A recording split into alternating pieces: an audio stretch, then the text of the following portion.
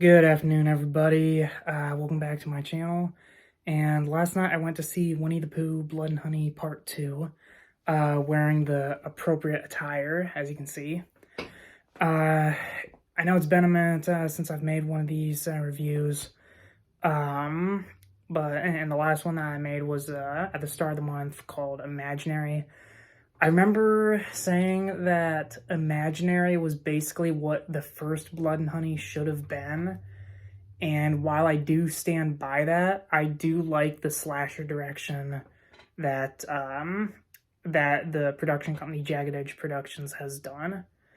I still think that it would have been a little bit more creative if they kind of went with the idea that Imaginary was going for, given the fact that in the original like A.A. Milne novels, Pooh and his friends in the entire 100-Acre Wood were basically figments of Christopher Robin's imagination, or at least that's how I perceived it. But when I saw the first Blood and Honey last year, I'll be honest. Originally, I was gonna write that off, and whatever Jagged Edge Productions did as basically like not being good. Now, personally, like I was entertained by the film. It takes a lot for me to dislike a film, even one that, in my opinion, is not very well made. So like even the Blood and Honey movie, I still enjoyed, even though like it there wasn't a lot of production value in it. But like I said in that review last year, this one that one was basically like the best one Jagged Edge Productions has made.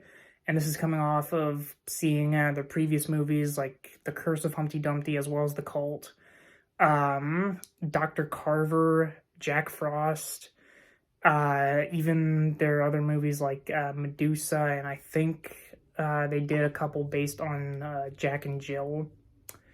But anyway, so I still decided that I wanted to see the second movie, even before a trailer or any images came out. And I'd already kind of tempered my expectations a bit, because I figured that like it was just going to be like on the same quality level as the first film. And then I saw the trailer, and I was actually pleasantly surprised, like, because from the looks from the trailer, Jagged Edge Productions like learned from their mistakes from the first film. They used the higher budget they had to correct a lot of things that they did. Because one of the biggest things I talked about was the fact that just like with a lot of Jagged Edge production movies, the masks for Pooh and Piglet were like obviously like latex just wrapped around somebody's head. Like if you looked closely, especially for like Jack Frost's mask, for anyone who's seen that film, like you could actually see the actor's mouth in like the mouth hole of the Jack Frost mask. And I'm pretty sure that that if you looked closely, you could also be able to see it for Pooh and Piglet in that first film. But like I said, they listened to that criticism. They made the masks way better. There were a couple times where I don't know if if this was a mistake on my part or anything, but I could have sworn that there were a couple scenes where there's a slip where like it's obvious that it's a mask, or like it's obvious that the hands were actually gloves, because I could have sworn that there were a few times where like I could see the ends of them protruding from the arms. But maybe that was just me. I mean, I went to see the movie really late last night, and I didn't get a lot of sleep before I had to get up this morning. So maybe that's just me. But the point is, the bottom line, they did way better on the costumes and the masks. The shots and the cinematography and the lighting, those were great. Like I already said that the first film was the best looking one that Jagged Edge Productions did. And what they did here, like, absolutely knocked it out of the park. Like this is way better than the first film, and I already said that the first one was the best one that they've made production-wise. Even my main complaint about the audio, which was a huge complaint that I've made on a lot of films from Jagged Edge Productions. The audio is great. Like, the dialogue is pretty good. The music is all right. To me, the sound mixing was pretty good. Where a lot of times, like, it wasn't noticeable that much in the first film, but it definitely was in, like, other Jagged Edge Production films, such as, like, The Curse and Cult of Humpty Dumpty, where there's some scenes where, like, either the music is overpowering the dialogue, or the natural sound or, like, background noise is overpowering, like, the dialogue whenever an actor is speaking. Especially when it's, like, at night and it's supposed to be windy or whatever. Like the one that comes to mind off the top of my head is The Curse of Humpty Dumpty, when there's this scene towards the end where, like, the characters are outside and it's really windy out, possibly raining, and the main characters are, like, shouting over each other, and the entire time I couldn't hear them because it was, like, too windy out, or, like, there was just too much background noise that was being picked up on the microphone. But like I said, in the first Blood and Honey film, that wasn't as noticeable until, like, towards the end of the film during the third act, and in the sequel, Blood and Honey 2, I only noticed, like, one scene where it was like that in the hospital. And to be honest, there's a chance that might have actually been intentional. Like, there's this scene where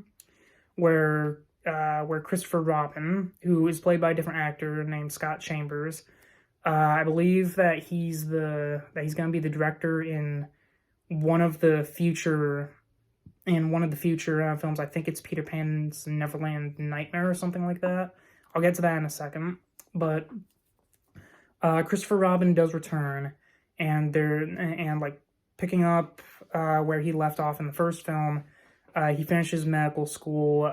He goes on to be a doctor at this hospital in the town of Ashdown, and he's talking to this one victim of Pooh and Pooh's friends. And while he's trying to get answers out of the victim, who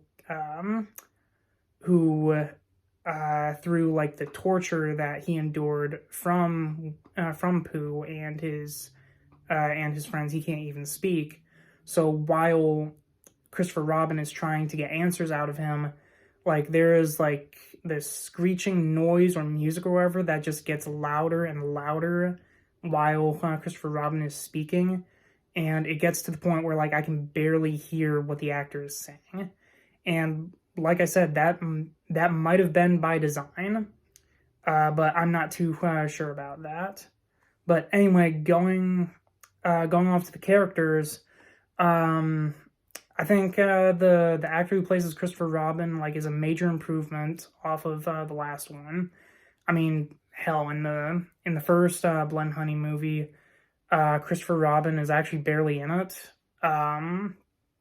because like, they decided to focus more on Pooh and Piglet killing this group of girls at this vacation home or something, and they just happened to stumble on Christopher Robin. But here, like, the story is way more focused on Christopher. They actually give him a pretty good backstory that ties into Pooh and Pooh's friends, and they have this whole backstory on, like, the origins on how Pooh and Piglet and now Owl and Tigger were created.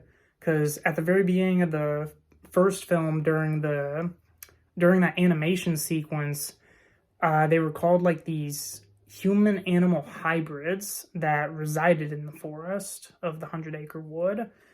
Whereas, like I said, in the original story, I'm pretty sure... it's been way too long since I've actually read the A.A. Milne books, but I could have sworn in those original books, like, they were actually figments of Christopher Robin's imagination. And, like, even in even in the Disney movie Christopher Robin, like it was heavily implied that originally the stuffed animals were figments of Christopher Robin's imagination until like they finally come back when he's an adult, right? But anyway, so they give a pretty believable origin to how Pooh and his friends came to be in their film universe, and I actually kind of liked the story in this one. Like, I think I heard that the production company got the writer of a movie called The Summer of '84 to write for them, which, again, major improvement off of what they did from the first film. The characters were great. I already talked about Christopher Robin. They brought back Pooh and Piglet, which I can't remember if I said this from the previous film, but like at the end of the first film, Piglet sort of died at the hands of one of the characters, although like he died in a way that could have been easily explained away if they brought him back, which again, they actually explain, they give a good explanation on how the animals can come back and like how they can take so much punishment. But anyway, Pooh and Piglet obviously come back. They bring in Owl, and they also bring in Tigger. And, like, again, props to the costuming and the makeup. But, like, the animals look, like, completely nightmarish. Especially Tigger, whoever voiced him did a great job in basically emulating Freddy Krueger. Even Owl has this, like, really demonic bird appearance to him. The kills that the animals do are great. I mean, like, I'm a fan of horror films. That's one of the reasons why I saw this movie, was because of the gruesome kill scenes. I'm pretty sure that a lot of the bits were practical. There were some moments that looked CGI, but like they were few and far between. Like a couple, like one or two blood spurts here or there. Some scenes where like Owl was flying in the daytime that looked a little bit shoddy CGI, and like I could be wrong on that. I know there were a couple times where something or someone was on fire, where if you blink and you miss it, there's like CGI fire, but I think it was mixed in with like practical fire as well, so like it's not that noticeable. And there's even this scene where this one guy gets burned by acid, and that to me is honestly like the most obvious use of CGI, because like it glows this like pinkish color, and it reminds me of the bad CGI effects that were used from Dr. Carver and Jack Frost. But like I said, like those are all blink and you miss it moments. Overall, the effects were very well made. Like I said, the story is pretty good. They even poke fun at themselves a bit. Like there's this whole scene where Christopher Robin's love interest, because like since his wife died at the beginning of the first film, Christopher Robin's new love interest is babysitting this kid who loves slasher films like Freddy and Jason, and like he's running around the house waving like a toy machete. He's wearing like this knockoff Jason mask, and then he's wearing like a Freddy Krueger sweater, kind of similar to the one that I've worn a few times. But that in itself was funny enough. And then there's a small plot device where in universe they're making a horror movie based on Pooh and the animals from the 100 Acre Wood. And I kid you not, for like the promotional trailer that they use, like for like a sort of like a news promo in the TV of like the babysitter's house, they use footage from the very first film, and I think they actually used footage from that one YouTuber 3C Films, and they used footage and a soundbite of his own review of the first film. But I don't know, it's just stuff like that made me kind of laugh out loud in the theater. There's really not much else for me to talk about this film. Like, I've already said the stuff that I really liked about this film and stuff that I didn't really care for. Overall, like, this was a massive improvement of the first film. And like I said, the first film was already better than anything else that they've made. I don't know, it's just funny how much of an improvement that you can make just with a higher budget. So, bravo, Jagged Edge Productions. I will fully admit I was wrong. And I guess now that my like full review is done, I did want to talk a bit about the whole like twisted childhood universe that they were going on about.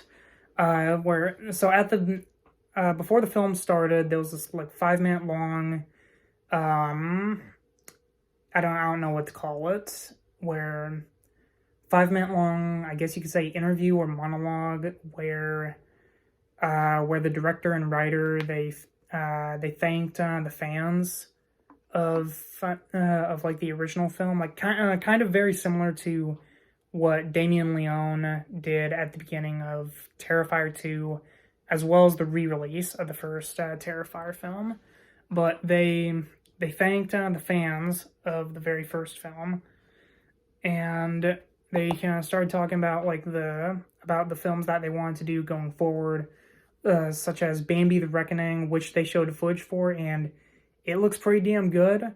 The deer looks a little bit CGI in some areas, especially like when it's like caught in the headlights of a car.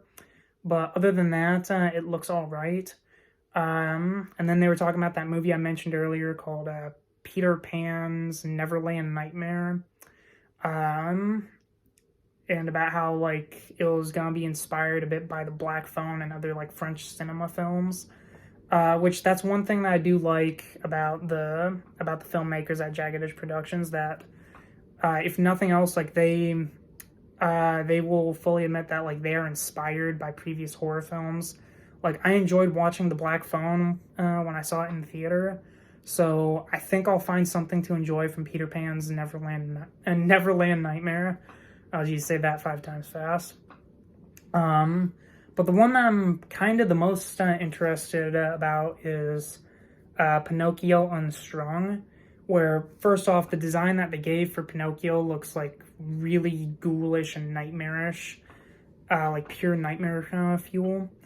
And then I got even more excited for it when they said that it's gonna be inspired by like Chucky, and they even talked with Tom Masters, the guy who I think created the puppet or whatever for the original Child's Play. I don't know.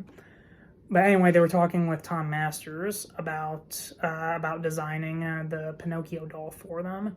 So I'm really interested in seeing how they're going to do that in like a modern setting, since Pinocchio, I can't remember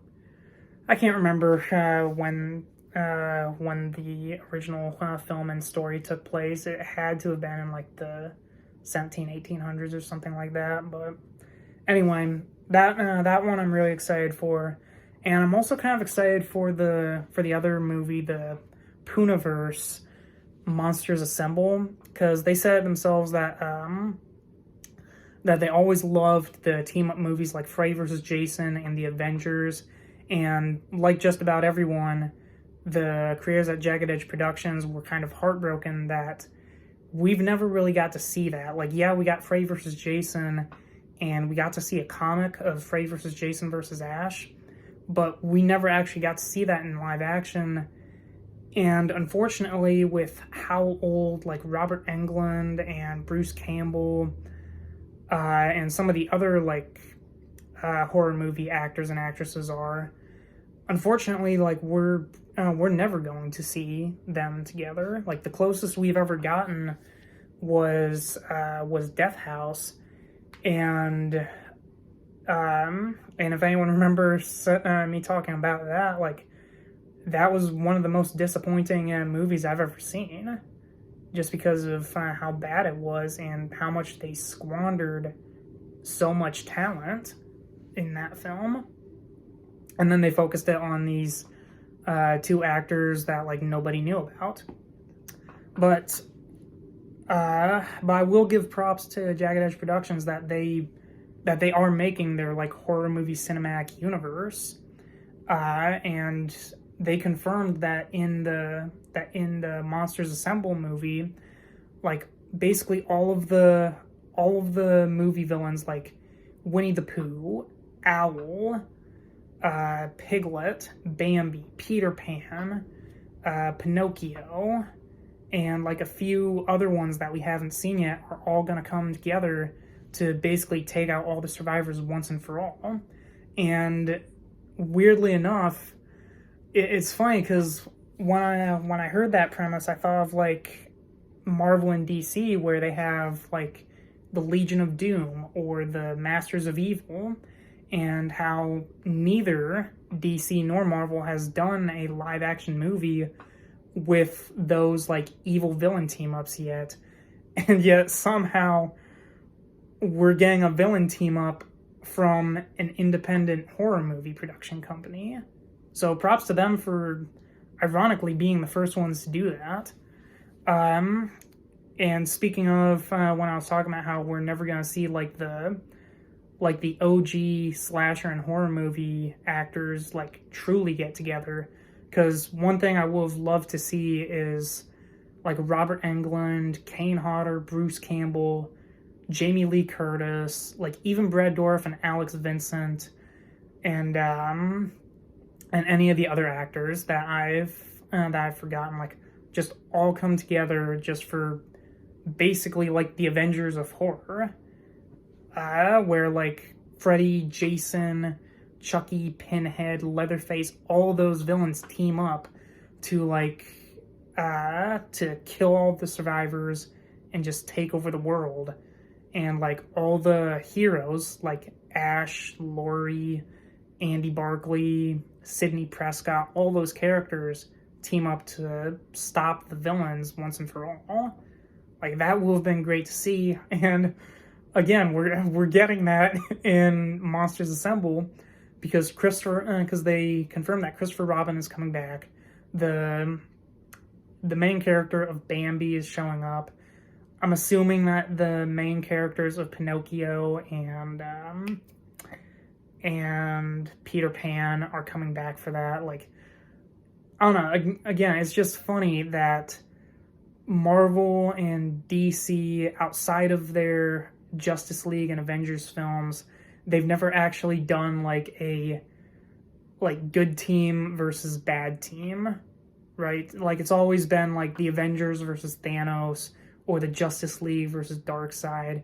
It's never been like a smaller scale like villain team up versus hero team up, and yet we're getting that with the Twisted Childhood universe, as they call it. And speaking of, given that they also confirmed that Winnie the Pooh Blood and Honey is getting a third film, and I think they're bringing in like Rabbit, Roo, which I'm kind of curious what where Kanga is going to be in that. And I think they also talked about wanting to bring in like the Heffalumps and the Woozles. I'd kind of like to see them make Christopher Robin into basically like the Ash Williams of that universe. Like he doesn't have to cut off his hand and like put a chainsaw on there, but like it would be cool if Christopher Robin became like a badass monster hunter after the events of Winnie the Pooh Blood and Honey 2, and maybe even during the Poohniverse movie. But that's just my thoughts on the movie and this whole universe. Just to summarize it all, I'll admit I was wrong. Jagged Edge Productions like did way better in the in like their second outing with Winnie the Pooh and his friends killing people. Um, that doesn't mean that it's like the best horror movie I've ever seen. There's loads better, but they did great on this one, and as long as they keep up the film quality in like their in the rest of their installments of this franchise, then I'm gonna be excited for these films. But those are just my thoughts. You guys don't have to take my word for like go out and see this movie for yourself, or don't. I get it if you don't want to see like your childhood fairy tales kill people, but um, but yeah, those are just my thoughts. Like I was wrong. I'll admit, like they did better on that, and props to them. Bye, everyone.